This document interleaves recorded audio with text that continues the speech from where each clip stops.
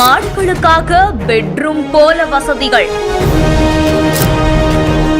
கொசுக்கடி காலத்துல ஃபேன் போட்டிருக்கோம், all out போட்டிருக்கோம், மாட்டை தினசரி குளிப்பாட்டி கொட்டாய சுத்தம் பண்ணி வச்சிருக்கோம். மாடு ஒரு குழந்தை மாரி வளர்க்குறோம்.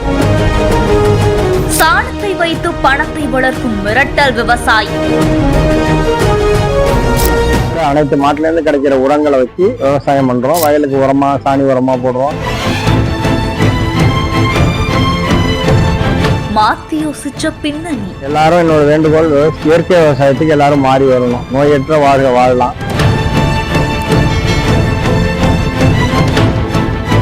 மயிலாடுதுறை பக்கத்துல கீரனூர் பகுதியை சேர்ந்தவர் தான் மணி. இவருக்கு தனக்கு சொந்தமான இடத்துல 50க்கும் அதிகமான நாட்டு மாடுகளை வளர்த்துட்டு வராரு. இவர் வளர்க்குற மாடுகள் கோடை காலத்துல வெயிலோட தாக்கத்தை குறைக்கணுங்கிறதுக்காகவே மாட்டு கொட்டகைக்குள்ள ஃபேனை பிக்ஸ் பண்ணி ஓட விட்டுருக்காரு. நைட்ல கொசு கடிக்க கூடாதுங்கிறதுக்காக பல இடங்கள்ல லிக்விட் கொசுவத்திகளுமே வச்சிருக்காரு.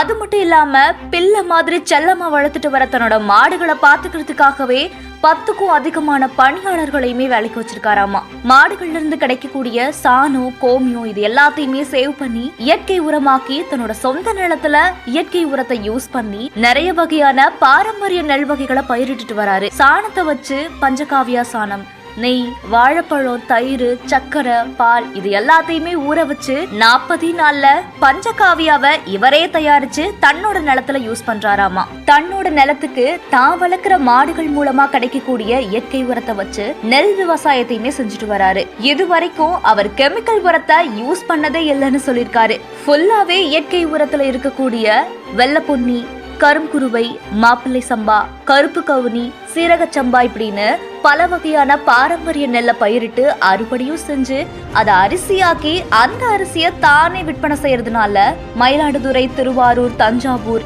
இந்த மாதிரி மாவட்டங்கள்ல இருந்து தன்னை தேடி வந்து அரிசி வாங்கிட்டு போறதாவும் சொல்லியிருக்காரு. இந்த வீடியோ பத்தின உங்களோட கருத்துக்களை கீழே கமெண்ட் செக்ஷன்ல சொல்லுங்க.